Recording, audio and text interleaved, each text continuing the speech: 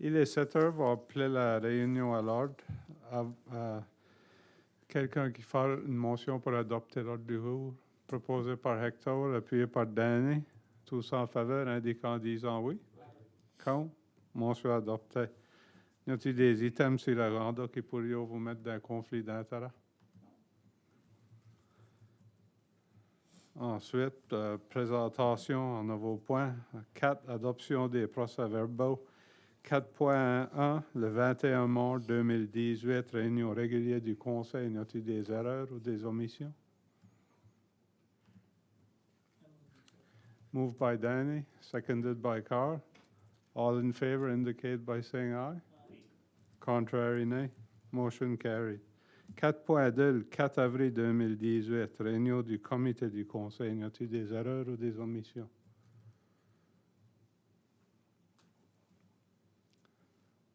Quelqu'un qui est proposé par Yvon, appuyé par Eric. Tous en faveur, indiquant en disant oui. Oui. Contre? Motion adopté. 4.3, le 9 avril 2018, session spéciale du Conseil. Y a-t-il des erreurs ou des omissions? Proposé par Conseil Leblanc, appuyé par Conseil Hill. Tous en faveur, indiquant en disant oui. Oui. Contre? Motion adopté. Il n'y a rien qui découle des réunions précédentes. Ensuite, c'est mon rapport du préfet. Il n'est pas beaucoup long, c'est moi ici. Le 12 avril, assisté à une réunion de Harborside Lodge à Yarmouth. Le 14 avril, assisté au banquet des pompiers au centre des anciens combattants de Clare. Et la plupart des conseillers étaient là. C'était une vraiment belle soirée. Et le 17 avril, j'ai participé à une discussion de table ronde à l'Université Sainte-Anne avec des représentants de l'APEC et des intervenants clés du secteur privé au sujet des défis auxquels font face leurs entreprises. C'était une bonne discussion de peut-être 2 heures. Là. Ça en vaut bien la peine. Je ne sais pas si vous avez des questions. Ensuite, cette présentation officielle des membres du Conseil. Conseil d'où ça? Je voudrais juste mentionner que le 11 avril, j'ai été faire un petit discours à AF Ontario Sons pour la municipalité. Parce qu'il y avait des argents qui vont venus du fédéral et de la province de 6,65 millions qui ont été donnés. Ça fait que j'ai juste été là faire un petit discours au nom de la municipalité, puis on t'a bien accepté. C'était bien. Il y a beaucoup de monde, et puis tout le monde était pas mal heureux. C'est tout. Merci. Y a-t-il d'autres présentations officielles? Conseil commun? Je voulais justement mentionner que la fin de semaine du 30 mars, 31 mars et le 1er avril, j'ai participé à un tournoi de hockey à Moncton avec une équipe de hockey de Clare. Ça fait plusieurs années qu'on participe. Et l'équipe a été formée par Pierre Bossonneau de la Pointe Seafoods. Et elle va jouer dans une division de 50 ans et plus, ça fait qualifié. Et on a joué en finale et on a gagné notre division. C'était pas mal excitant parce qu'on a gagné le match final en prolongation. Ça fait que c'était pas mal de fun. Et je recommande que vous demandez au conseil d'écrire une lettre à féliciter Pierre Bossonneau de la Pointe Seafoods, s'il vous plaît. Vous êtes tous d'accord avec ça? Oui. Y a-t-il d'autres présentations officielles? Carl? Merci. Justement dire que le 24 de mars, j'ai assisté à la réunion annuelle, l'AGM de l'Association des métiers. On était une 60aine à peu près de personnes, ça a bien été. On a fait faire des petits changes avec l'association, on a fait de changer la coutume qu'on va se présenter. On dit ça comme ça va s'expliquer plus tard au public comment est-ce que ça. C'était vraiment une bonne réunion. Aussi, le 14 avril, j'ai assisté à un banquet, un souper pour pour honorer les pompiers de Clare, puis aussi les personnes de Search and Rescue, avec les autres conseillers. C'était vraiment bien. On a eu un bon souper. C'était vraiment un bon turnout. Et puis, on a eu une bonne soirée. C'était bien. Merci. Conseiller comment? Il y a du monde qui m'a demandé jusqu'à il y avait leur bureau pour l'Association des Métis acadiens. Okay. Le bureau, on était à Comoville, le hub de Clare. On a encore là, on a justement déménagé l'autre côté de la hall. So, on était de ce côté. Anyway, on a déménagé de l'autre côté. On est encore dans la même bâtisse. Puis là, je ne sais pas si on a déménagé encore là, mais je pense qu'on déménage bien vite. Là, anyway, on va voir toute notre propre office. On va pas être avec les autres. Ça. So, on a encore à Comoville. Oui, le même endroit. Quelqu'un d'autre qui a des présentations officielles? Sinon, alors la correspondance 8.1, lettre de Walk of Value, conseil de groupe. Merci, Monsieur le Préfet. On a reçu une lettre du Walk of Values. Essentiellement, le Walk of Values, c'est, je vais le lire en anglais, c'est a walkathon designed to raise awareness of human values and to promote individual and collective responsibility for the progress of humanity, one step at a time. Essentiellement, il nous demande une proclamation pour reconnaître l'événement. Cela étant dit, la pratique du conseil a toujours été qu'on ne faisait pas de proclamation. On est à l'heure actuelle en train de travailler sur une politique pour formaliser cette pratique-là. Parce que souvent, on se fait souvent demander de rédiger des proclamations. Et ce n'est pas une réflexion de l'organisation ou de la cause, mais ça a toujours été la pratique du conseil de ne pas en faire. Alors, c'est simple. Je reconnais la lettre et je vais certainement communiquer avec la madame, mais avec votre permission, il faudra simplement d'y passer ce message-là, que la remercier pour sa lettre, mais accepte la position du conseil qu'on ne fait pas de proclamation. Vous êtes tous d'accord avec ça? Alors, quoi que c'est de plus en plus, c'est une pratique avec tous les conseils municipaux et pas mal tout avons maintenant des politiques en place pour la simple raison que il y en a beaucoup des proclamations. 8.2, lettre de M. Brian Converse concernant la donation de sa parcelle de terre là-bas. Monsieur Converse, si vous vous rappelez, c'est le monsieur qui nous a donné, qui a fait un don d'un morceau de terre sur le chemin Placide Como, en allant vers la plage. Toute cette transaction-là est maintenant complétée. Il nous a demandé si on pouvait lire juste une lettre au conseil pour qu'elle soit reflétée dans les minutes. Alors, si vous me permettez, la lettre est adressée à Lynette Muse, qui est notre avocate. Dear Barrister Muse, please find enclosed the signed deed for the parcel of land in Matagan River I am donating to the municipality of Clare. It should be noted that this parcel has an easement that permits the enjoyment of use of the beach along lots 2, 3, 4, and 5. The municipality also has the rights to remove gravel, the mineral rights from said parcels also. This donation of land is made in honor of the brave men and women who have served in the Canadian Armed Forces and the United States Armed Forces, with a special affection to those who served honorable in Operation Enduring Freedom in Afghanistan. I am currently a Lieutenant Colonel in the Chaplain Corps of the United States Army, serving with the Connecticut Army National Guard. I had the distinct honor of serving with and providing support for the men and women of the Canadian Armed Forces and the United States Armed Forces in Operation Enduring Freedom Afghanistan in 2006 and 2007 and in 2010. I would be most grateful if a statement of donation could be read into the municipality's council minutes regarding the donation of this land. Should you have any questions, please feel free to contact me. May you have a blessed Christmas. Sincerely yours, Brian Converse. Alors, si vous êtes d'accord, l'intention, en parlant avec notre avocate, ce serait juste d'écrire une lettre à M. Converse pour le remercier de son don et lui confirmer que sa lettre a été inclue dans les minutes de la réunion du Conseil.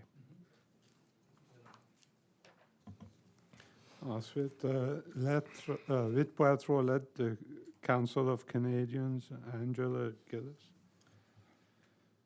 Yes, I'll read the letter. It is in English.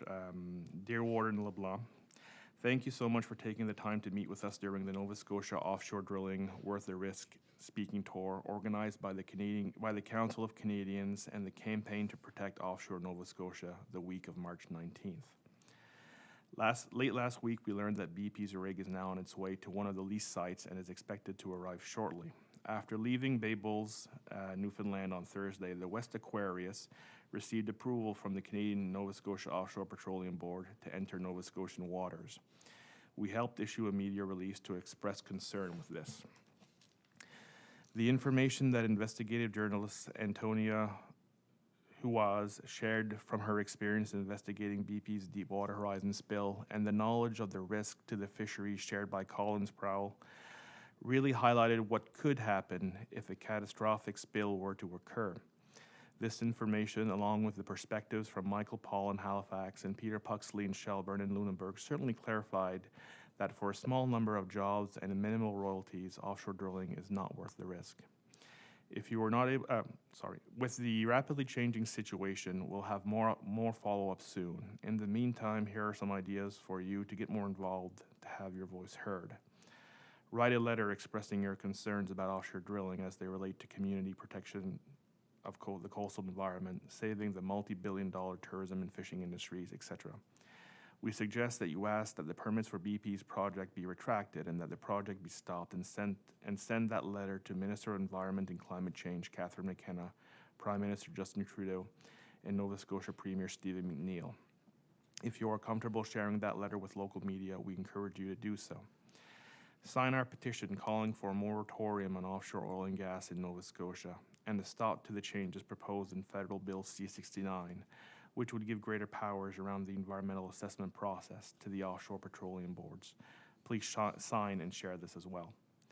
We'll be in touch again soon with more information, but in the meantime, please get in touch if anything comes up, or if you have other ideas on how to intervene, like with the UNSM. Thanks again, in solidarity, and Angela Gillis, the Council of Canadians. Je ne sais pas quoi vous pensez de la lettre. Je veux dire, il y a 2-3 réunions, essentiellement le message que moi indiquait, c'est que je ne suis certainement pas des experts dans offshore oil and gas, et que c'est difficile pour une municipalité ou 2 municipalités de faire l'argument. Que si c'est un argument que les municipalités devraient faire, ça devrait être toutes les municipalités. Puis c'est manière ça le message que moi je les ai donné. J'espère que je les ai indiqué la bonne direction. C'est rien que pour une petite municipalité avec aucune expertise, se virer de bord et dire, tu sais, vous devriez pas faire ça. Faut que tu saches que tu parles à ça. Je sais pas, en disant ça, je ne sais pas quoi vous pensez. Conseil commun. Je sais qu'il y a un article avec que la municipalité ou le maire de Lunenburg a dit qu'ils allaient supporter écrire une lettre à la Petroleum Board. Il avait essayé de contacter le ministre Jeff McClellan, puis lui a dit, plus ou moins dit, c'est pas lui qui peut répondre aux questions. Ça fait que je voulais certainement écrire une lettre avec leur concern. Parce que ça affecte le tourisme et la pêche et tout. Ça fait que si de quoi arrive, je crois que devrait supporter au moins ou indiquer qu'il y a des concerns. Il n'y a pas d'autre que il y a des concerns pour toutes les municipalités. Puis une des grosses concerns qui a été soulevée à la Réunion, et je suis d'accord, c'est ça qu'on appelle, je ne veux pas aller en grand détail, mais un capping stack, lorsque c'est qu'il y a un blowout, une blowout valve, puis c'est que ça ne travaille pas, l'option c'est un capping stack. Puis le capping stack se trouve à l'Europe. So, veut dire, si on veut écrire une lettre, on pourrait certainement soulever les concerns autour de ça, dire que le capping stop devrait être sur l'East Coast du Canada, au moins, parce que ça prend pas des semaines à venir. Mais il y a des choses de concern, je dirais. On peut communiquer avec les autres municipalités à savoir ce que vous avez dans l'idée. On pourra probablement envoyer de quoi sur le listserv, voir comment est-ce que les autres vont. Parce que si qu'on va le faire, moi, je suis tout tard qu'on devrait être sur la même page. Conseiller Thibault. Oui, moi, je suis d'accord avec ce que ça me semble que les gens devraient dire qu'on a des choses à cause pour te l'aider du pays dans ce district ici. Ça va. Je suis d'accord avec ce comment. So, si vous êtes tous d'accord, allons envoyer de quoi sur le listserv, voir. Je veux dire, certainement le capping stack, à moi, c'est un gros concern, mais je suis sûr qu'il y en a d'autres, que peut-être d'autres municipalités l'ont soulevé, puis qu'on peut écrire une lettre avec nos concerns. Tout d'accord? Oui. Ensuite, alors la 9, présentation du bureau municipal 2018-2019 et motion correspondante. Merci beaucoup. Je demande à notre directrice des finances de nous rejoindre ici ce soir. Alors, on va présenter le budget en équipe. On va le faire de façon semblable, comme qu'on fait d'habitude à la présentation des rapports mensuels. Certainement, si vous avez des questions, gênez-vous pas de nous les poser. Et juste pour ceux-là qui écoutent à la télévision ou en ondes, c'est qu'une copie du budget, une fois approuvée, si approuvé ce soir, sera disponible au bureau municipal ainsi que sur notre site web. Alors, le budget que je vous présente ici ce soir, c'est un budget balancé de 8 969 731 $. Et c'est un budget qui nous permet de maintenir nos taux d'impôt foncier résidentiel et commercial fixes au même taux que l'année dernière, soit de 1,04 $ pour le taux résidentiel et 2,16 $ pour le taux commercial, pour tous les 100 $ d'évaluation. Alors, si on commence avec les revenus, je vous demanderai de s'il vous plaît, tourner à la page 2. Vous verrez un sommaire de notre assessment roll. Et si vous regardez le Net Taxable Assessment de 2017-2018 versus le 2018-2019, vous verrez qu'on a une augmentation au niveau résidentiel d'environ 5 millions de $. Et une augmentation au niveau des resource property d'environ 700 000 $. Au niveau commercial, on voit également une augmentation d'environ 3 millions de $ en évaluation.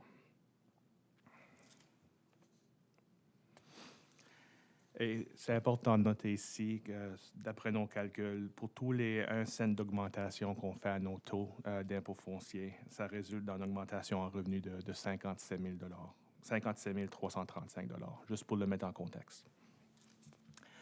Alors, à la page 3, on va encore sur les revenus. Vous voyez ici le revenu de nos taxes. Alors, accessible property, qui est surtout nos taxes résidentielles, commerciales et resources. On voit les montants de 4 787 712 $ pour les impôts fonciers résidentiels. Le commercial, on voit un montant de 1 401 785 $. Et pour le resource property, 470 874 $. Alors, une augmentation pour toutes ces trois catégories-là versus nos revenus pour 2017-18. Si on va plus loin sur la page, vous allez voir Area Rate Collected for Fire Departments. Ça, c'est basé sur la taxe de 5 cents pour tous les 100 $ d'évaluation. Et c'est une taxe uniforme à travers la municipalité. Ça va nous générer des revenus. On prévoit pour cette année de 286 676 $. Directement en dessous de ça, on voit l'area rate pour les street lights, un revenu de 22 240 $.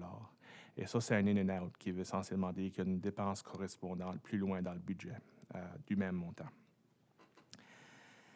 Le reste des items sur cette page ici, business property, business property, c'est basé sur le nombre de lignes téléphoniques. Alors, on estime que le montant cette année sera d'environ 32 000 $. Alors, un peu plus bas que l'année dernière. Other taxes, un peu plus loin sur la page. Deed transfer tax, on estime un montant semblable à ce qu'on a réalisé l'année dernière, de 82 000 $.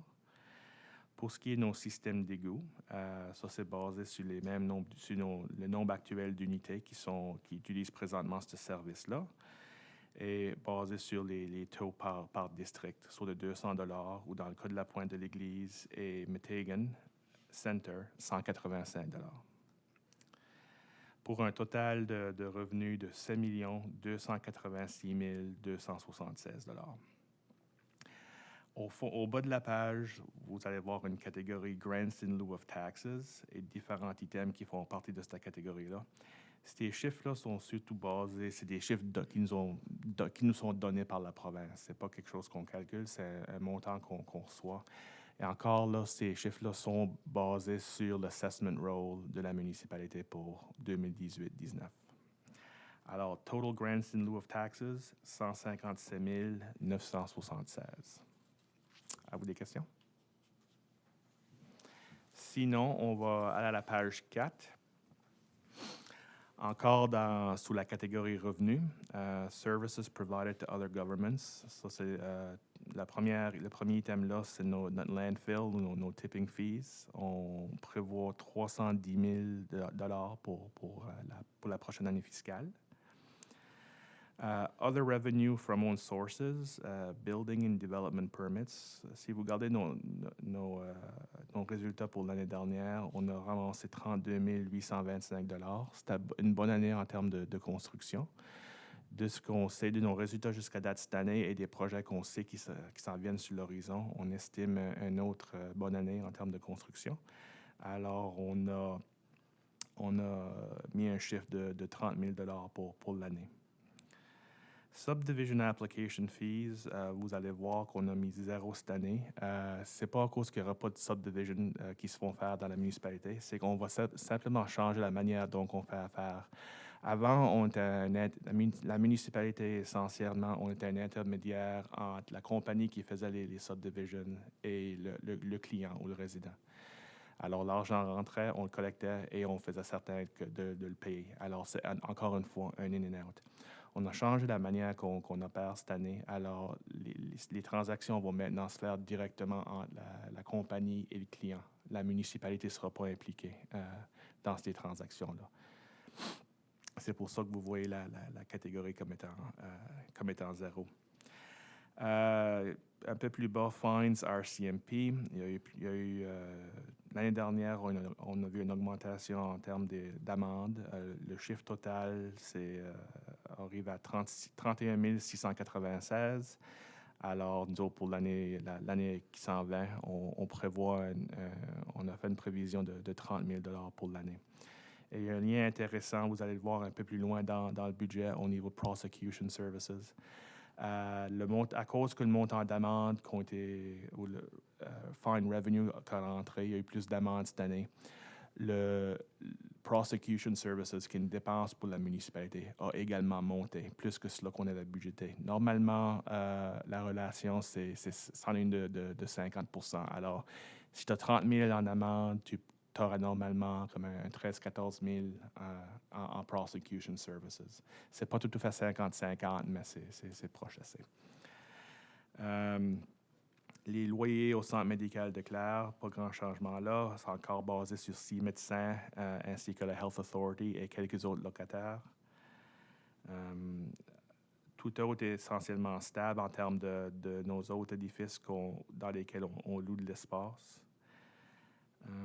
Si vous regardez un peu plus loin, Community Development, Quelques projets qu'on a qui vont nous générer du revenu. On a le 250e de CLAC. On prévoit un revenu de 117 300 $. Il inclut un 25 000 de la municipalité. Grand Fondo, c'est notre gros. On prévoit un total de 153 500 $ en revenus. Il inclut une demande de financement de la province de 20 000 $ et de la municipalité de 15 000 $. La balance du financement pour cet événement-là, ça vient des participants qui se régissent pour l'événement ainsi que des commanditaires. Alors, total other revenue from own sources, 947 393. À vous des questions? Sinon, on va passer à la page 5. Celle-ci est un peu plus courte. Unconditional transfers from other government sources. La première, c'est l'Equalization Grant. C'est de l'argent qui nous vient de la province et c'est un montant qui fixe.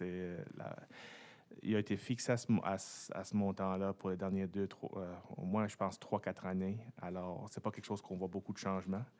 Et ça, c'est un chiffre qu'ils nous ont confirmé pour la nouvelle année fiscale. On a également EDI Pilot Project. Ça, c'est un projet... EDI, c'est un programme de l'APEC. C'est une demande de projet qu'on va faire pour un projet ponctuel. Alors, on l'a inclus dans le budget parce que c'est pour essentiellement aider à défrayer les coûts d'une personne de ressources pour la municipalité. Le coût total pour ce projet-là, on a budgété 60 000 $.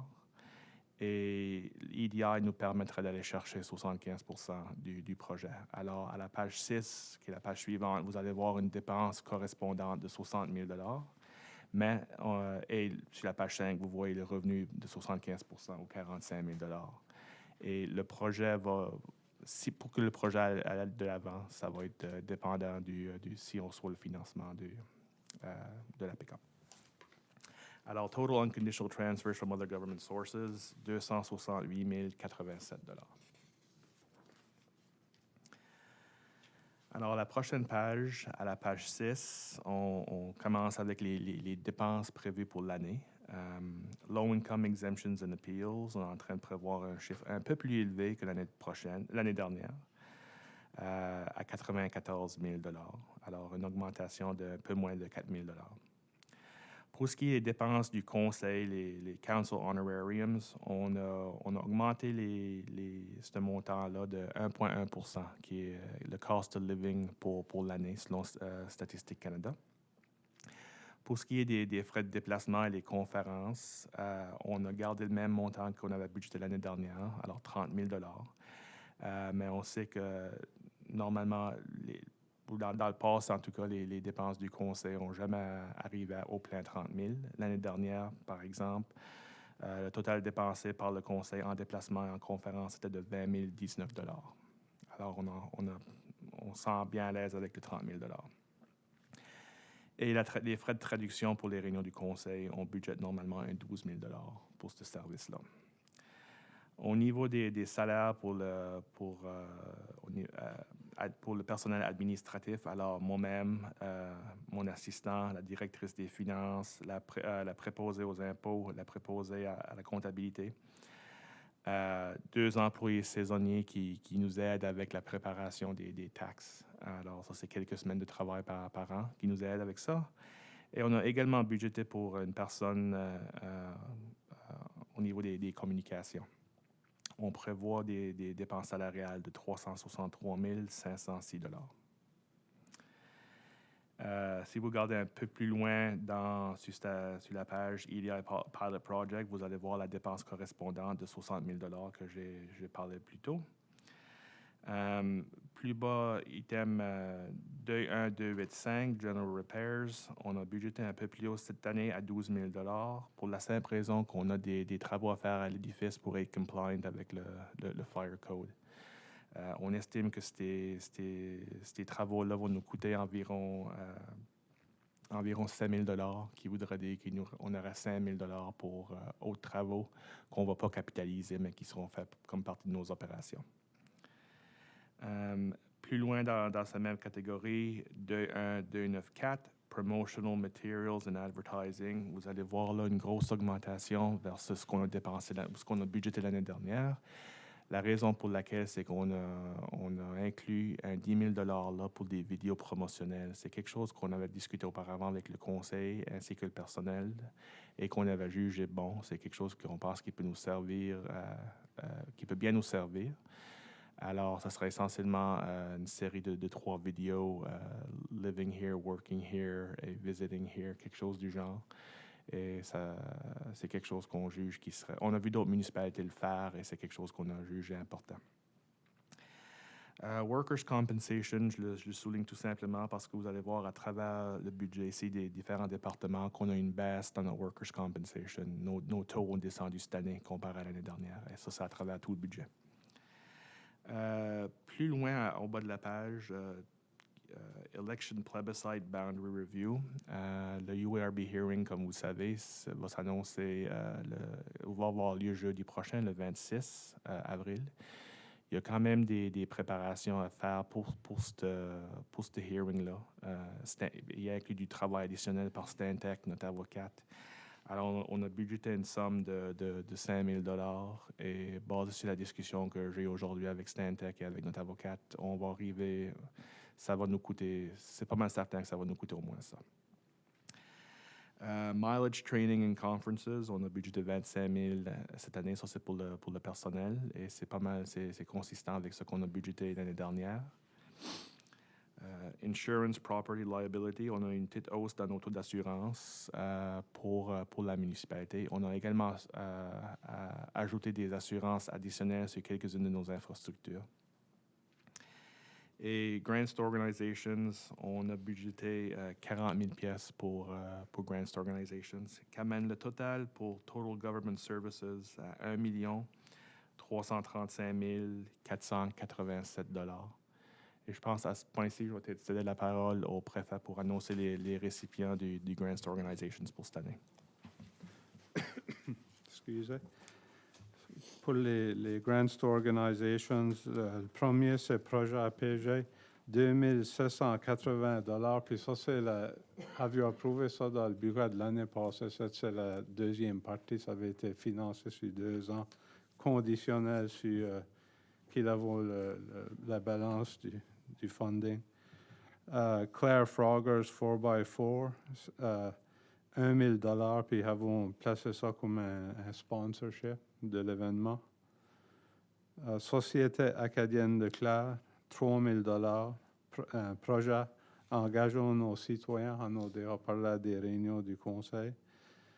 Southwest Nova ATV Association, 1 000 $. Ça, c'est 2 jours qui se passent derrière la vieille club, là, ça me chante. Ensuite, Weymouth Waterfront Development Commission, 1 000 $.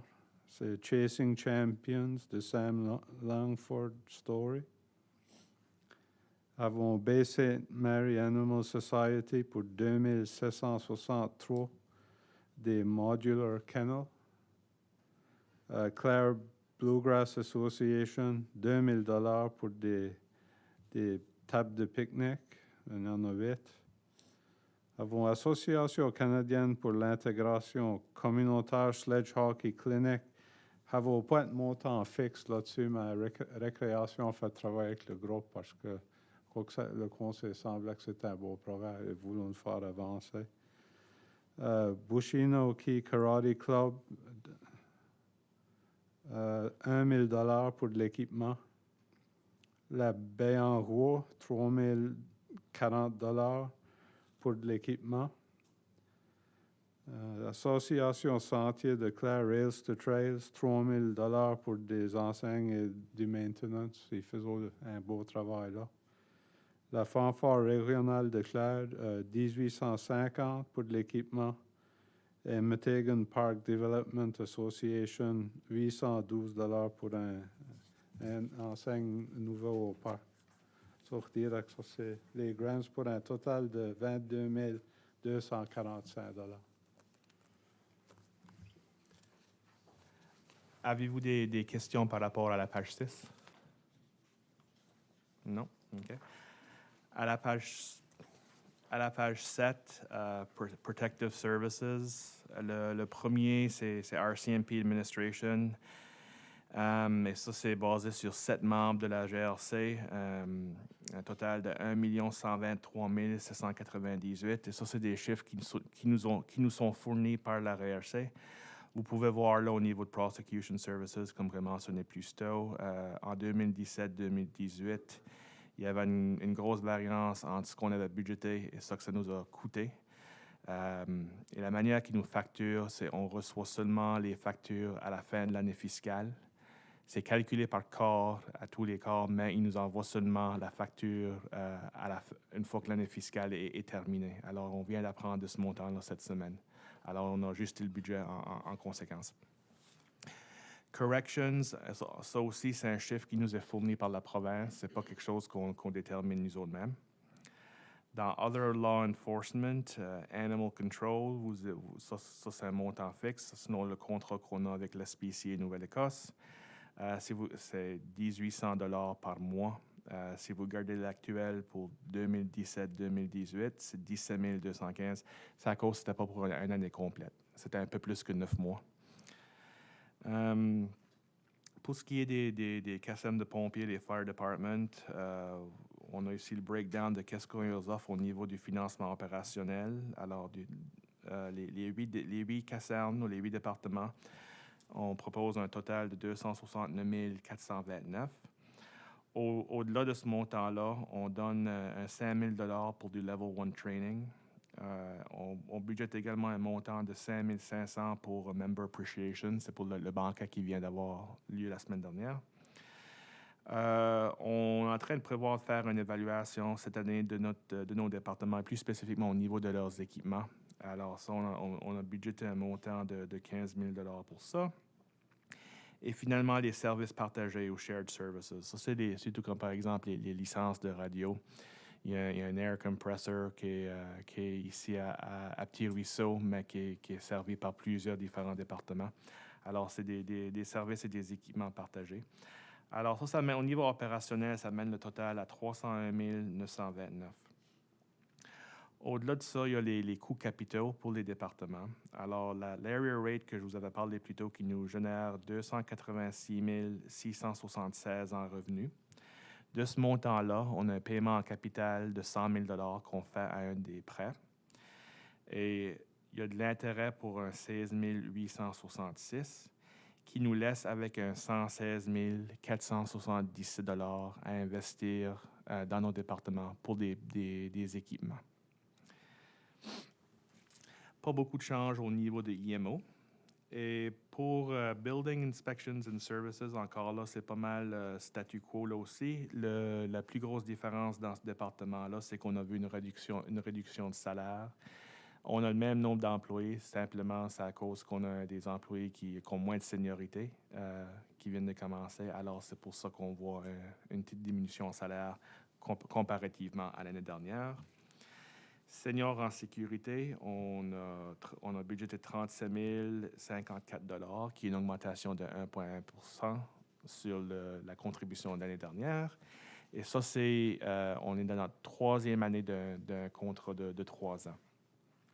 Alors, Total Protective Services pour 2018-2019, on budgète 2 030 911 $. Vous avez des questions? À la page 8, Transportation Services, on est en train de proposer ou budgéter 23 000 pour le transport de Claire.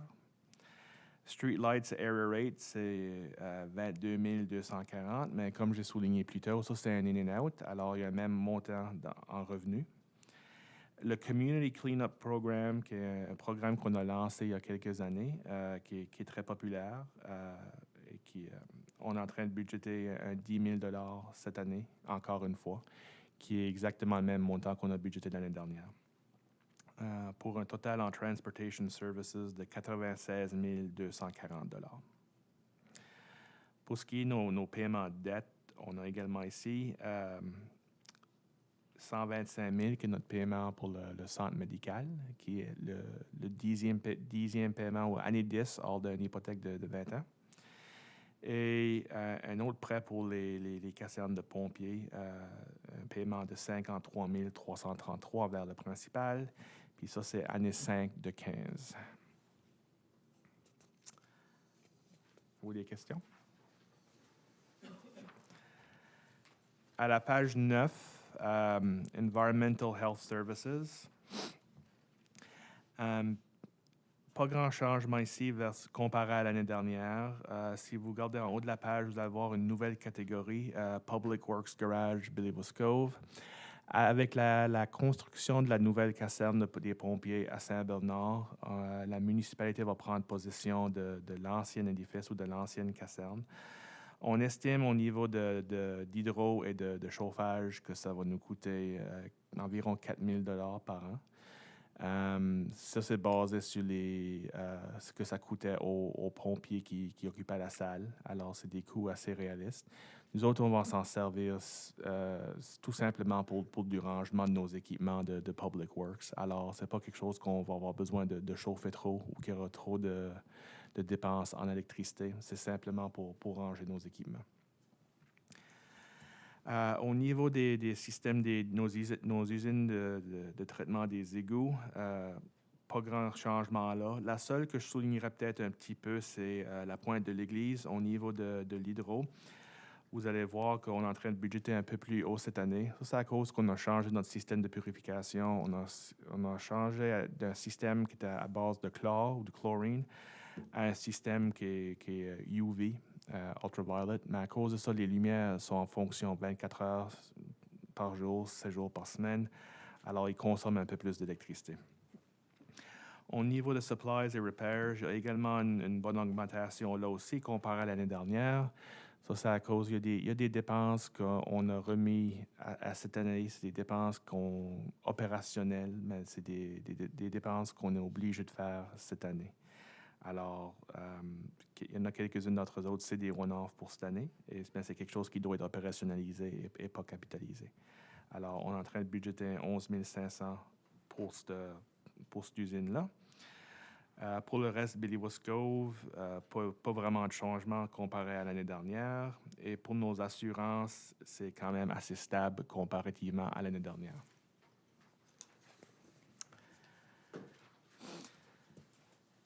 À la page 10, le Public Health Services, le Clare Health Center.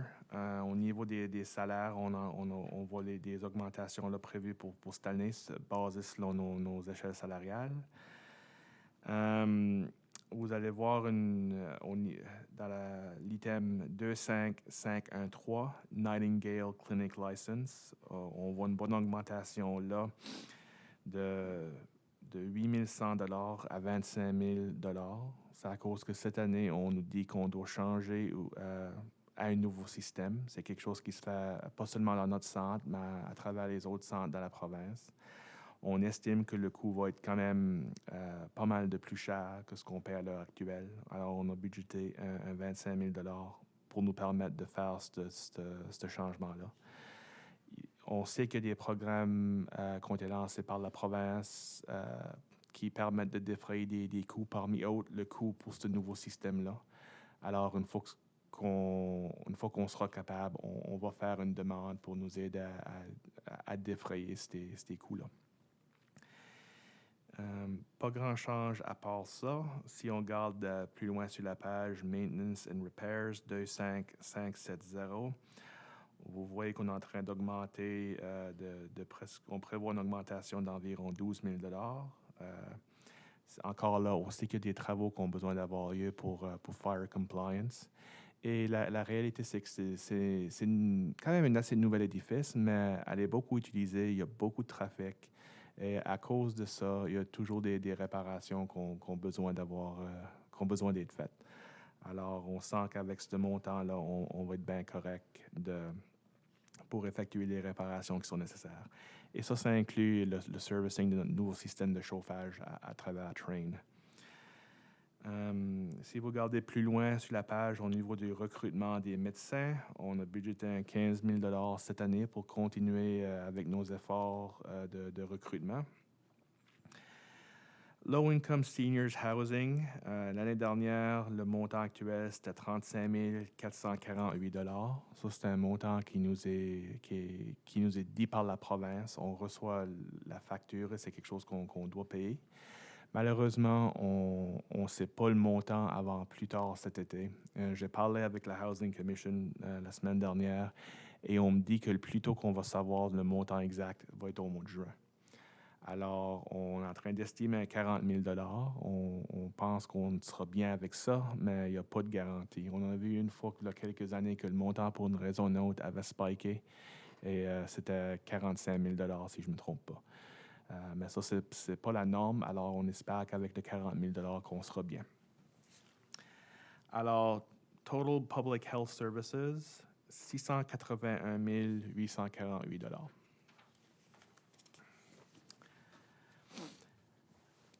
À la page 11, Environmental Health Services Continued. Alors, ça, c'est essentiellement une continuation de la page 9 qui touchait les systèmes d'égout. Ici, on parle spécifiquement de Solid Waste Services, alors notre transfer station à Metighan. Garbage and Waste Collections, on prévoit, ça c'est pour la compagnie qui ramasse nos vidanges tous les semaines, 483 579 pour l'année. Et ça, c'est basé sur un contrat fixe. Plus bas sur la page, vous allez voir Landfill Closure, 45 000. Ça, c'est beaucoup le monitoring et les rapports qu'on est obligé de produire pour satisfaire à nos obligations sous Nova Scotia Environment. On vient de soumettre notre rapport de 10 ans. Alors, puis à l'intérieur de ça, en parlant avec nos ingénieurs, ils pensent qu'il y aura, dépendamment de ce que Nova Scotia Environment nous dit, mais il y aura peut-être la possibilité de réduire le niveau de monitoring qu'on est obligé de faire.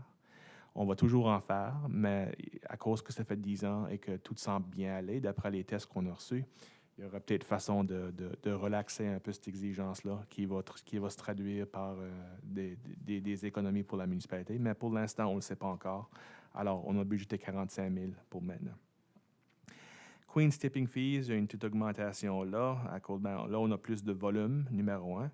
Mais deuxièmement, on a été contacté par la municipalité de Queens pour nous dire qu'il allait y avoir une augmentation des taux de 1,68 %. Alors, le montant budgété, c'est basé sur le volume ainsi que l'augmentation des taux.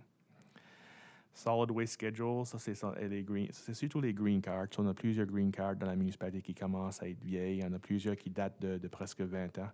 Et que c'est un coût régulier qu'on doit les remplacer. WasteCheck en remplace, mais c'est également un coût à la municipalité.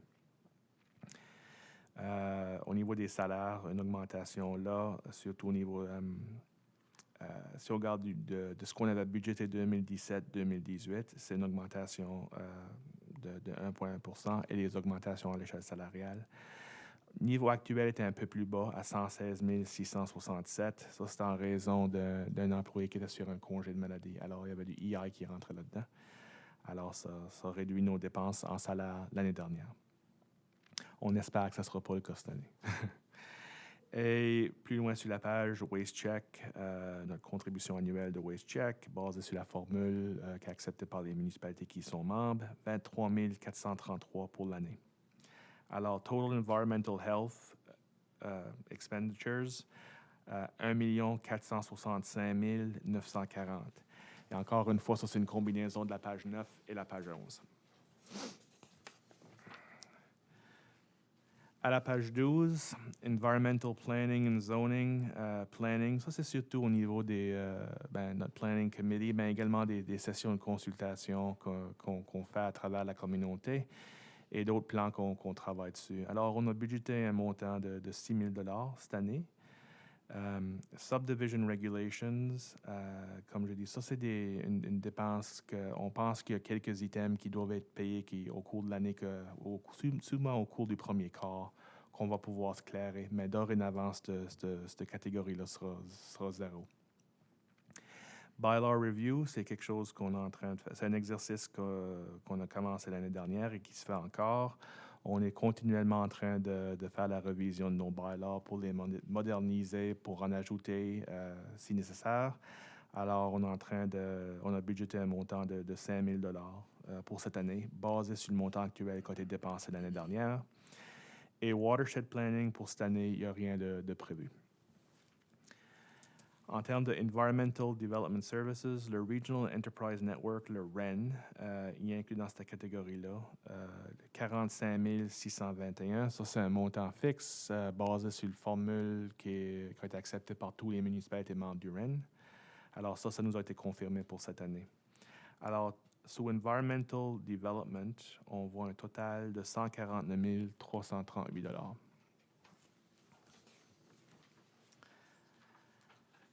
Si vous n'avez pas de questions, on va passer à la page 13, qui est Community Development. Si on regarde le budget, et ceci c'est beaucoup basé sur les sub-budgets qui nous ont été soumis par les départements, par Community Development. Au niveau tourisme, on est en train de budgéter 209 200 $. Et vous allez voir que ça représente c'est beaucoup moins que ce qu'on avait budgété l'année dernière. L'année dernière, on avait 299 272 $. Mais à l'intérieur de ce montant-là, il y avait des coûts, des coûts capitaux pour le projet du Cap-Saint-Marie qu'on a ôté du budget opérationnel. Alors, c'est ça qui explique la réduction du budget pour le département de tourisme. Au niveau des loisirs, on est en train de budgéter 210 968 $. Au niveau de Community Development, 118 646 $, qui s'enligne bien avec nos coûts actuels de l'année dernière. Et au niveau du Grand Fondo, qui est encore une fois un de nos gros projets pour l'année, on budgète un break-even de 153 500 $. Alors encore là, c'est du in and out. On a du revenu qui rentre, puis on a les dépenses correspondantes. Cela, ça représente une augmentation d'environ 32 000 $ comparativement à l'année dernière. Et le gros de ces dépenses-là, c'est surtout au niveau de la registration, la logistique, l'hospitalité et le marketing. Plus loin sur la page, sous la catégorie Building and Facilities, ça c'est des édifices qui nous appartiennent. On regarde ici surtout au niveau des coûts opérationnels. Alors, si on commence à la bibliothèque à Metighan, on a des coûts de concierge de 6 000 $, des coûts pour l'entretien de l'édifice même, 23 000 $, et un autre 2 300 $ pour des coûts additionnels pour ce service de bibliothèque-là. Le total est 31 300 $. Pour l'édifice SIFA ou le Cultural Hub, comme on l'appelle récemment, on prévoit des dépenses de 22 000 $. Pour le centre communautaire à Havelock, des dépenses minimes de 2 116 $. Municipal Office Repairs, on n'a rien d'inclus ici cette année. La nature des travaux qu'on va vous présenter pour l'édifice ici cette année, c'est quelque chose qu'on va chercher à capitaliser. Mais juste à titre de rappel, dans nos dépenses administratives, on a quand même, à la page 5, je pense, on a quand même un montant d'alloué pour du travail mineur à l'intérieur de l'édifice. On dit la garage à Comoville, mais c'est Ground Search and Rescue. On a loué un 3 500 $ là pour les opérations de cet édifice-là. L'écoparc, on a un 8 521 pour l'assurance. Ça, c'est un montant qui nous est donné par notre fournisseur d'assurance. Ainsi que les opérations du parc, 32 500 $ pour un total de 41 021 $. Pour le centre des anciens combattants, si on garde au coût opérationnel du centre, on estime 38 000 $, qui est semblable au coût de l'année dernière, plus 6 804 $ en assurance pour un total de 44 804 $. Nouveau cette année, on a les écoles Jean-Marie Gay et Saint-Albert. Comme vous savez, les écoles vont fermer et à partir de la fin juillet, la municipalité va en prendre possession. L'intention, comme vous le savez tous, c'est pas de les garder, c'est essentiellement de trouver quelqu'un qui s'intéresse à les prendre pour les développer. Mais dans la mesure qu'on ne serait pas capable de trouver quelqu'un ou que ça pourrait prendre plusieurs mois avant qu'on trouve quelqu'un, on est obligé de budgéter un montant pour assurer l'entretien des écoles et de ces deux écoles-là. C'est surtout au niveau du chauffage et de l'éclairage. Et ça, c'est basé sur des chiffres qui nous ont été fournis par le CSAP. Et ça, c'est pas basé sur une année, c'est basé sur 8 mois. C'est pas une année complète. Western Regional Library, ça c'est un montant opérationnel qu'on donne à la Western Regional Library, 53 377, c'est un montant fixe. Et juste pour être clair, ça c'est en plus du 31 300 $ que j'ai cité plus tôt. Alors, on garde là vraiment un total de 84 667 $ pour la bibliothèque. Plus loin sur la page, Cultural Services, notre contribution annuelle au Festival acadien, 20 000 $. Production Le Moulin, 1 000 $. Des projets spéciaux auxquels on a déjà confirmé une contribution, Claire 250, 25 000 $. Le Cap Saint-Marie, 25 000 $. Ça, c'est pour le monument pour les personnes noyées ou perdues en mer. Et finalement, le Grand Fondo, 15 000 $. Sous la catégorie Other ou Autres, l'Université Sainte-Anne, une contribution de 25 000 $ pour des projets, pour un projet capital. La Yarmouth Hospital Foundation, un 5 000 $ pour l'achat d'équipements spéciaux. Et Claire Frogger's 4x4 Club, comme que le préfet a souligné plus tôt, c'est une contribution, un sponsorship qu'on fait à un événement qui est vraiment un prélèvement de fonds pour les pompiers de Saint-Bernard. Alors, Total Community Development and Cultural Services, 1 177 737. Et finalement, à la page 14, notre contribution pour les conseils scolaires, c'est une contribution obligatoire. Le montant nous est donné par la province. Alors, pour cette année, on n'estime pas, on le sait, c'est 1 759 896 $. Alors, si on revient à la page 1, qui est un sommaire du budget qu'on vous propose ici ce soir, vous pouvez voir les totals pour chacune des catégories que je viens de souligner. Alors, c'est un budget balancé encore une fois pour un total de 8 969 731 $. Et ça, on vous propose, c'est ce qu'on vous propose pour cette année et ça va nous permettre de maintenir nos taux d'impôt foncier résidentiel et commercial fixes. Alors, c'est tout. Merci pour la présentation. Ensuite, pour passer à travers des motions pour finalement adopter le budget, si vous êtes d'accord. Alors, la 9.1, taux de taxe municipale, quelqu'un qui va faire la motion, le conseiller Potier. Je propose que les taux de taxes foncières pour la municipalité du district de Clare selon le budget 2018-2019 soient les suivants.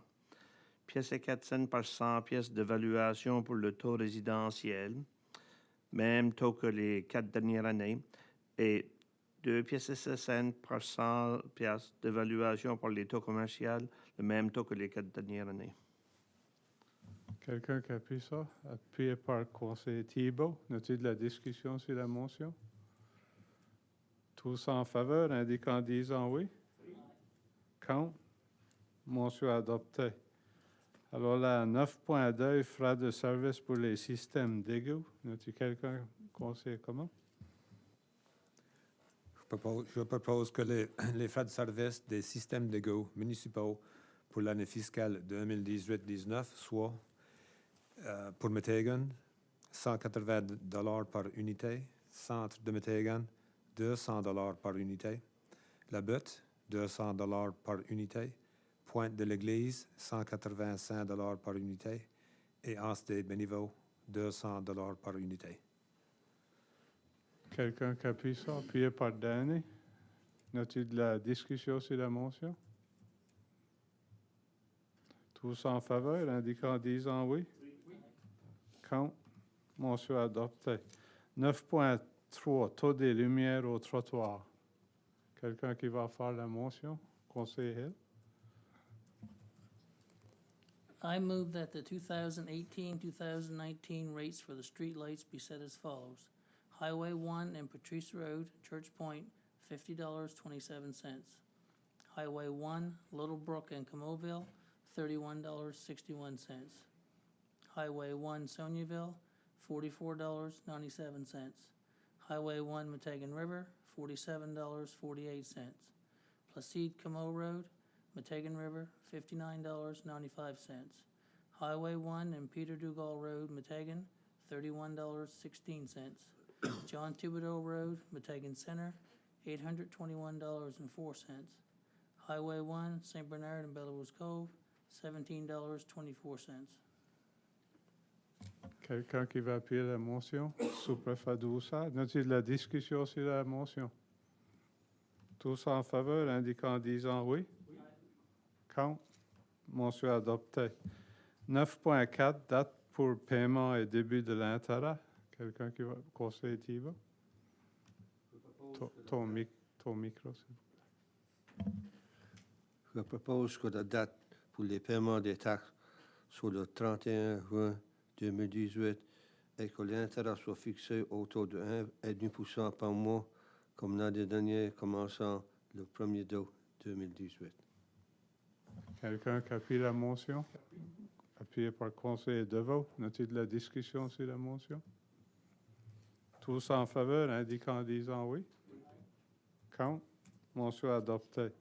Puis 9.5, motion pour adopter le bureau municipal 2018-2019. Conseiller Leblanc?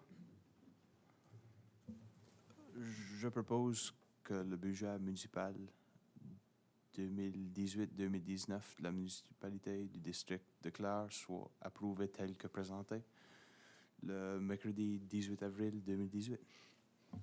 Appuyé par le conseiller Potier, n'a-t-il de la discussion sur la motion? Sinon, tous en faveur, indiquant en disant oui. Contre. Motion adoptée. J'aimerais de dire de la part du conseil à notre CEO Stéphane Cyr et notre directrice de finances, Gwyneth Kraft, pour un grand merci pour tout le travail et toute l'équipe du bureau et les départements. Le procès ça a vraiment bien été et on s'en a pas choix. Au mois d'avril, je vais faire de passer notre bureau à Beaucène. Je vous avais fait beaucoup de travail, beaucoup de petits changements pour essayer de faire le procès à travailler mieux. Et même les rapports que tu fais au conseil et tout, ça nous amène aujourd'hui à un procès qui travaille vraiment bien pour la municipalité. Un grand merci de la part du conseil. En disant ça, je suis vraiment content du bureau. Beau travail. Alors, la DES, rapport du directeur général, je suis sûr qu'il sort parler un autre 10 minutes. Mais... On va essayer de le garder court, si je peux. Pour le système de traitement, l'usine de traitement des égouts à la pointe, pas grand chose de nouveau là. On attend toujours un estimé de notre fournisseur pour le SCADA system qu'on va installer. Pour ce qui est du sewer extension sur John Thibodeau Road, on s'est rencontré plus tôt aujourd'hui avec l'ingénieur John Lamb ainsi que des représentants de Aberdeen Paving et de Riverside Lobster ici au bureau municipal. Alors, on estime que le projet va commencer la première semaine de mai. Et sinon, Aberdeen, il prévoit 8 à 10 semaines pour compléter le projet. Alors, ce n'est pas un gros projet selon eux autres. Alors, ça va commencer bientôt. Au niveau du Cultural Hub, juste à titre d'information, la demande de financement pour le 30 000 additionnel est maintenant dans les mains de COA. Alors, eux autres sont en train ou de l'APK, eux autres sont en train de l'évaluer. Comme vous le savez, cet argent-là, c'est surtout pour des travaux à l'intérieur de l'édifice, plus cosmétiques ou esthétiques. Les marches ou les emergency steps à l'extérieur de l'édifice sont maintenant complétés, ça c'est en arrière.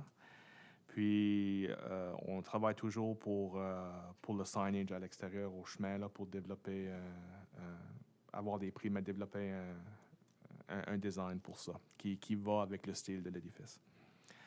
Au niveau du 250e de Clare, le comité se rencontre régulièrement.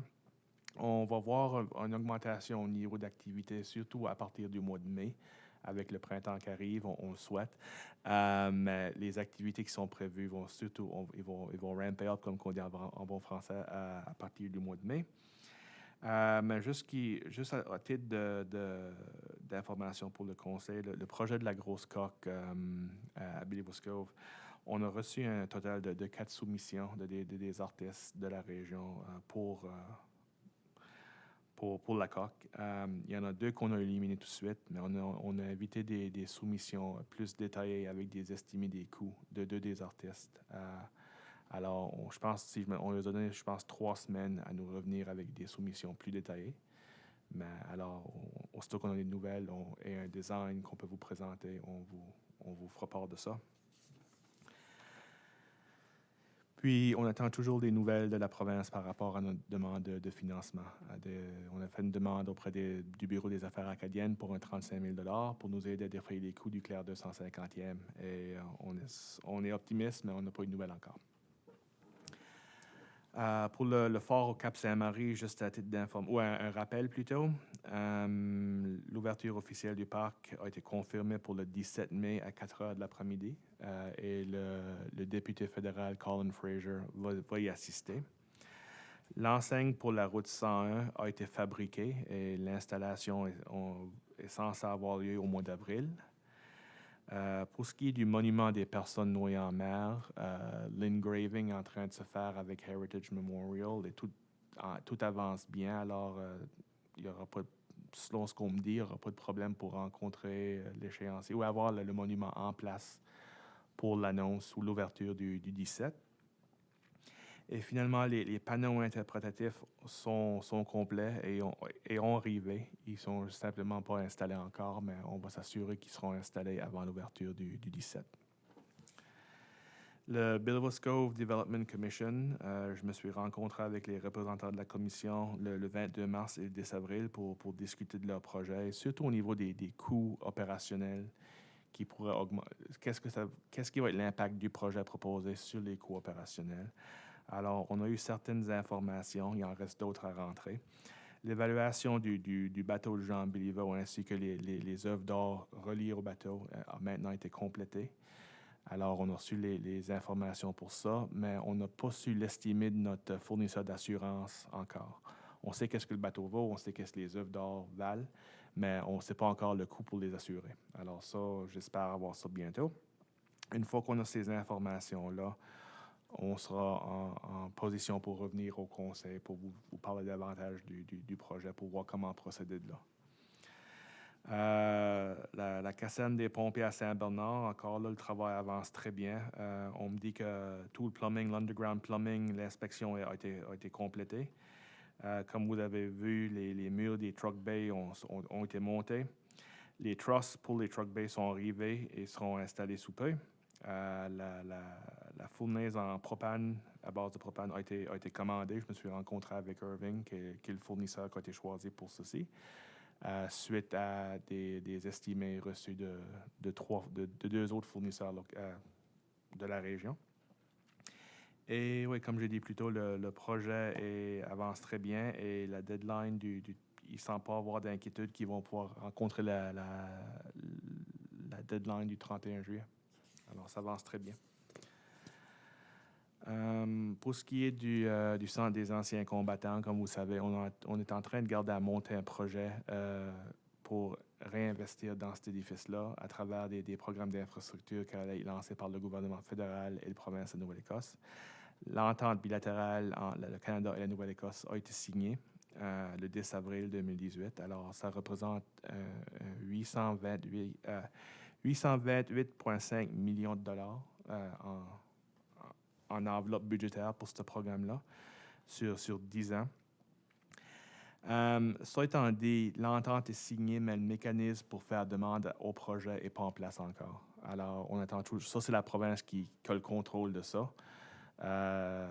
Si vous regardez les énoncés de presse du bureau du premier ministre, c'est quelque chose aimerait voir en place ou aimerait lancer le plus tôt possible. Alors, on attend pour ces nouvelles-là avant de pouvoir aller de l'avant avec le projet. Le staff ici est en train de développer des spécifications pour le travail proposé pour l'édifice, essentiellement une liste de travaux qu'on aimerait faire. On est en train de garder un projet majeur, mais avant d'aller de l'avant avec la demande, l'intention, ça serait de venir vous présenter cette liste-là et les estimés qu'on a reçus pour les travaux au conseil. Puis là, vous autres, vous pourrez nous dire qu'est-ce que vous aimeriez garder sur la liste, qu'est-ce que vous aimeriez ôter. Alors, c'est de même qu'on pense à procéder. Pour ce qui est de la Pointe-à-Major, on a fait le casting on a revisé le casting du chemin basé sur une période d'amortisation de 20 ans. Ça a été envoyé au porte-parole pour le groupe le 3 avril 2018. Et on attend des nouvelles du groupe par rapport à comment ça a été quoi le résultat de la vote. Est-ce qu'ils ont voté pour? Est-ce qu'ils sont en faveur des coûts? Ou est-ce qu'ils veulent aller de l'avant avec le projet ou non? Le Boundary Review, j'en ai parlé un peu plus tôt ce soir, mais juste à titre de rappel, c'est que la hearing publique va avoir lieu ici au bureau municipal le 26 avril 2018. Il va y avoir 2 réunions qui seront ouvertes au public.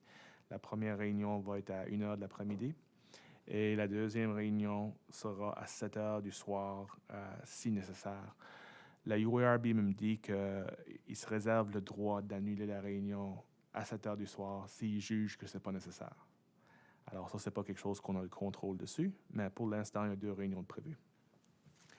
Le Grand Fondo, en date du 17 avril 2018, alors hier, on avait 212 personnes de registrées pour l'événement. Il inclut 50 personnes de l'extérieur de la province. Alors, en termes de pourcentage, ça, c'est très bien. On a également lancé le Mini Fondo, qui est nouveau cette année, qui va avoir lieu le samedi avant le Grand Fondo, et c'est pour des enfants âgés de 5 à 12 ans. Jusqu'à date, on en a 12 participants qui sont enregistrés. Il y en a quelques-uns qui descendent d'Halifax pour. Et le but du comité organisateur, c'est d'avoir 100 participants pour le Mini Fondo. Alors, on espère de pouvoir arriver à ce but-là. Le but de ce mini fondo là, c'est pour faire le Grand Fondo, un événement qui va l'étaler sur toute la fin de semaine pour encourager les gens de peut-être rester une journée de plus. On a également des nouvelles maps et des posters qui vont être. Larry et Chantal sont à Saltscapes cette semaine du 20 au 22 et ils ont tous les nouveaux matériaux promotionnels pour le Grand Fondo qui sont distribués à Saltscapes. Le système Metegan River Sewer Extension, ça c'est l'usine de traitement des égouts, l'Outfall Pipe que je vous avais parlé plus tôt qu'on voulait remplacer. On attend toujours des nouvelles d'Infrastructure Canada et de la province. On a rempli tous les formulaires nécessaires au niveau de consultation, au niveau d'environnement et tout ça. Alors, on attend simplement des nouvelles d'eux autres. J'ai communiqué avec la province hier, mais il n'y avait pas de nouvelles pour moi encore. Alors, on espère avoir des nouvelles sous peu pour pouvoir aller de l'avant avec remplacer cette pipe-là puis mettre fin au projet. Pour ce qui est des finances de la municipalité, en date du 31 mars 2018, la municipalité avait des revenus de 8 740 804 versus des dépenses de 8 116 410 pour un revenu net de 624 394. Également en date du 31 mars 2018, la municipalité avait une balance de 586 427 dans son compte de banque, 206 278 $ dans son Capital Fund et une balance totale en réserve de 4 207 581. Ce montant-là, on peut le diviser de la manière suivante. La réserve opérationnelle, 440 817. La réserve pour des projets capitaux, 2 649 938. La Landfill Closure Reserve, 319 015 $. Et finalement, la Gas Tax Reserve, 797 811 $. Alors, financièrement, on est dans une bonne position. À l'interne, juste quelques réunions. Ça a été quand même assez occupé au niveau des réunions. Je me suis rencontré une réunion par rapport à l'Écoparc le 26 mars. J'ai participé avec quelques-uns des membres du conseil à une session de consultation par rapport au plan stratégique de l'Université Sainte-Anne le 28 mars. Le Bylaw Committee s'est rencontré le 3 avril. Je me suis rencontré avec une représentante de l'APK le 5 avril, simplement pour discuter des projets en cours, des projets sur l'horizon pour la municipalité et les divers programmes de l'APK. La Police Advisory Board s'est rencontré le 9 avril et je pense que le conseil Thibault va en parler plus tard. La Clare Health Foundation, je me suis rencontré avec eux autres le 10 avril. J'ai assisté à l'annonce du financement à Efterio le 11. Je me suis rencontré avec le président de l'Université Sainte-Anne le 13 avril. Et finalement, je me suis rencontré avec les autres directeurs généraux pour discuter et reviser le budget de WasteCheck le lundi le 16 avril. Quelques réunions qui vont avoir lieu d'ici quelques semaines. UNSM, je m'en vais à Truro demain pour une réunion CAO Forum de UNSM qui aura lieu à Truro le 19 et le 20 avril. Le Highway 101 Task Force se rencontre lundi prochain, le 23 avril. Je vais assister à une présentation de l'EPK sur le programme de IDE, qui est un programme qui vise les communautés de langue officielle. Ça va avoir lieu à Sainte-Anne le 24 avril. La UARB Hearing, je pense que je l'ai déjà mentionné, le 26 avril. Et finalement, la UNSM Spring Workshop qui va avoir lieu le 10 au 12 mai. Alors, ça, c'est mon rapport, si vous avez des questions. Est-ce des questions? Sinon, merci pour le bon rapport. Ensuite, allons à la 11, rapport des comités. 11.1, rapport des permis de construction, Conseil Hill. The building permits for March 2017, there were 17 permits issued for $390,000 worth of construction. And the year-to-date for 2017 was $820,000 worth of construction. Compared to March of this year, there were 17 permits with $1.294 million worth of construction and a year-to-date total of $2,185,000. So we're up like 1.3 million in the first quarter, so that's a great way to start. Yeah, those are good numbers for sure. As-tu des questions, des commentaires sur le rapport? Ensuite, allons à la 11.2, comité aviseur de police, Conseil Thibault. Oui, le conseil s'est rencontré lundi à Villeneuve, ici, avec le voyage corporal Venus Lutz. Alors, avenez les stats de Granville 1er à Alville 1er de tous les driving offense, le criminal code, les drug enforcement, et puis toutes les activités des polices autant de ces dates-là. Il a parlé de la canoe trip qu'on y avait eu. Il a vu 14 check stops. Il a arrêté 200 four-wheelers qui se promenaient back and forth dans le rouge. Ils étaient vraiment contents que tout avait été bien. Il a fait des school talk. Il a fait une couple de school talk. Surtout, il en a fait une sur le 911. Il y avait des élèves qui dans le 911 puis qui hang up. Il a vu toutes les écoles en parler. Un autre item qu'on a parlé, ça fait 5 ans que le comité avait nominé Denise Allison pour être notre groupe et on n'a pas eu ni un oui ni un non si c'est qu'elle pouvait joindre notre groupe. Stéphane a dit qu'avec la permission du conseil qui est ma petite bête qui est au département de justice, ça va voir ce qui se passe. Ça parlait tout petit de marijuana et Corporal Lutz a dit que tous les détails et tous les règlements sont pas sur ta cause. Ça fait qu'il va prendre un coup ce qu'il a dire pour ça. Merci, conseiller Thibault. C'est la province, le département de justice qui nous oblige de mettre un membre appointé par eux-mêmes et avoir envoyé un nom Je veux dire quoi, certainement, il faudra envoyer une lettre. Je pense que la raison qu'on nous dit, qu'on nous, qui nous donne pour expliquer le délai, c'est qu'il y a d'autres municipalités ou des villes qui n'ont pas un comité aviseur pour la recherche, pour la police en place.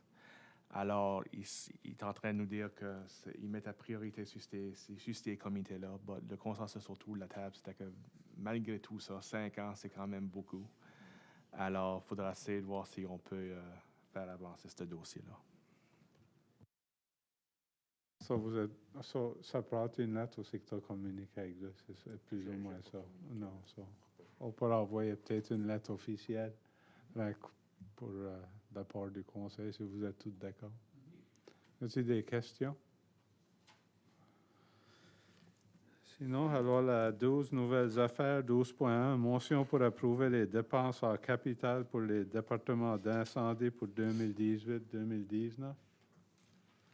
Voulais-tu parler un petit là-dessus? Je peux. Comme récité plus tôt dans mon bureau, l'Area Rate nous a généré un certain montant d'argent pour l'année fiscale, un peu plus que 286 000 Une fois qu'on ôte le paiement principal pour le prêt qu'on a présentement, de 100 000 plus les intérêts d'environ 16-17 000 il nous reste un 116 477 à investir pour l'année fiscale.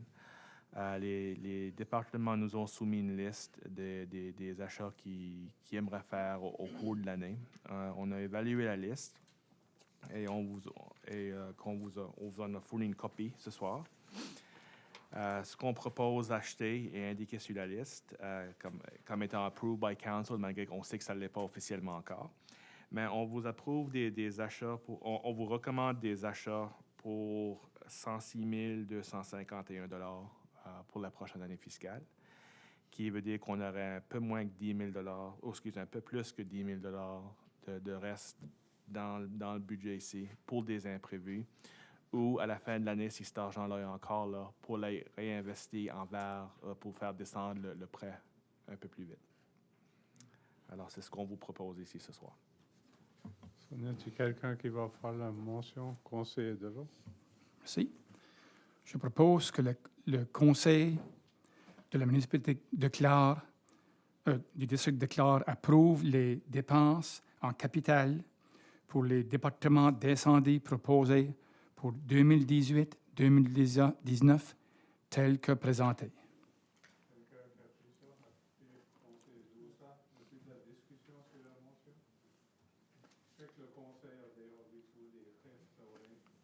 Excusez.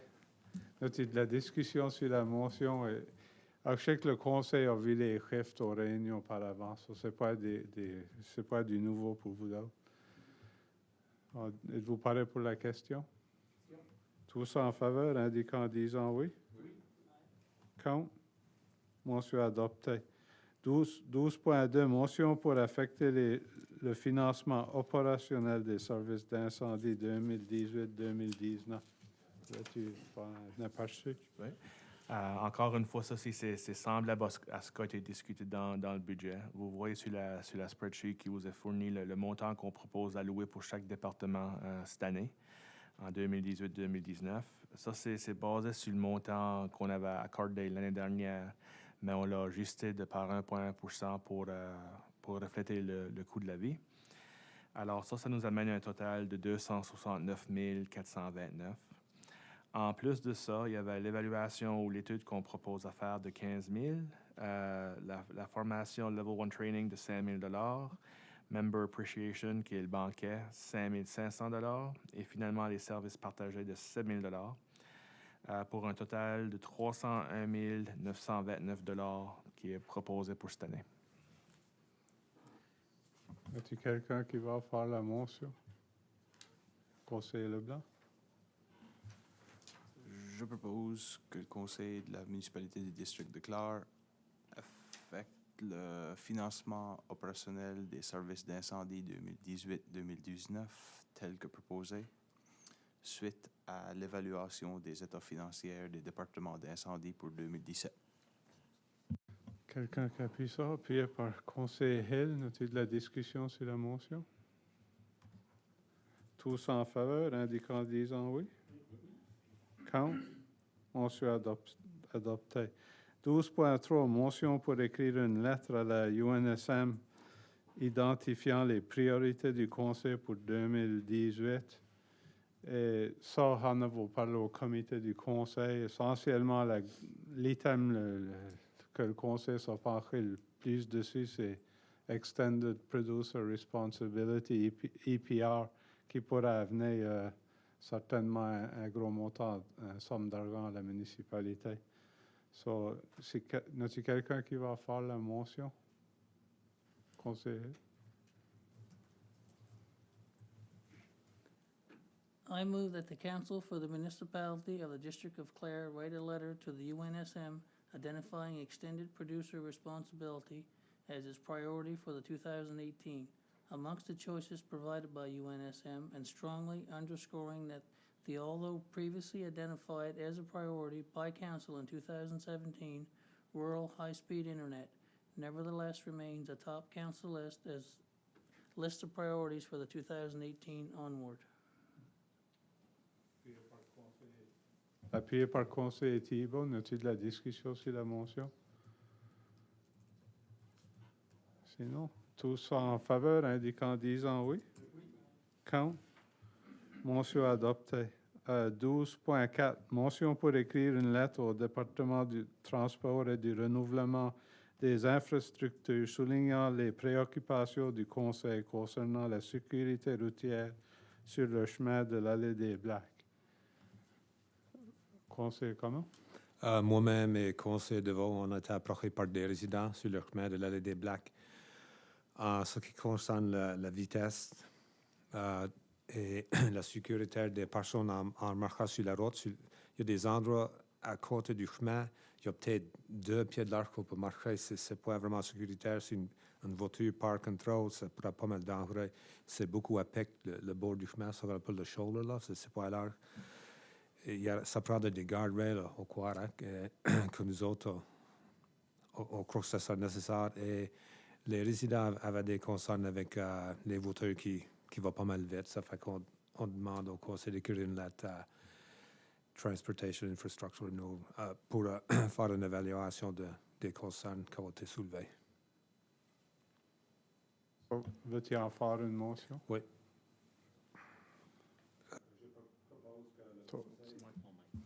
Je propose que le conseil de la municipalité du district de Clare écrit une lettre au département des transports et du renouvellement des infrastructures soulignant ses préoccupations concernant la sécurité routière sur le chemin de l'allée des Blacks, en demandant que le département s'empresse d'initier une étude pour évaluer la situation et d'adresser les dites préoccupations. Appuyé par le conseil de Vaud, y a-t-il de la discussion sur la motion? Non, tous en faveur, indiquant disant oui. Count. Motion adoptée. 12.5, motion pour adopter l'échelle salariale du directeur général. Ça, c'est plus ou moins pour le mettre en ligne avec les autres municipalités. Ça est au point vraiment en ligne avec aucune des autres municipalités. So, y a-t-il quelqu'un qui va faire la motion? Conseiller Thibault. Au micro.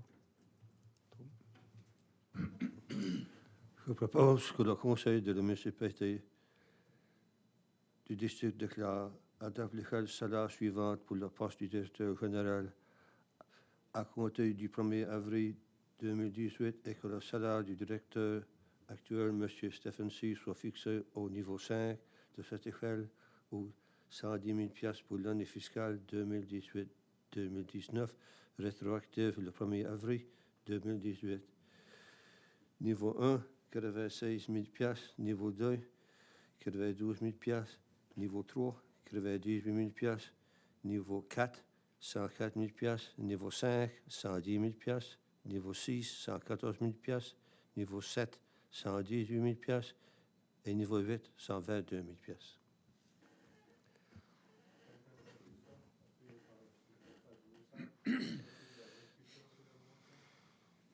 Excusez, j'ai torché le micro ici. Y a-t-il de la discussion sur la motion?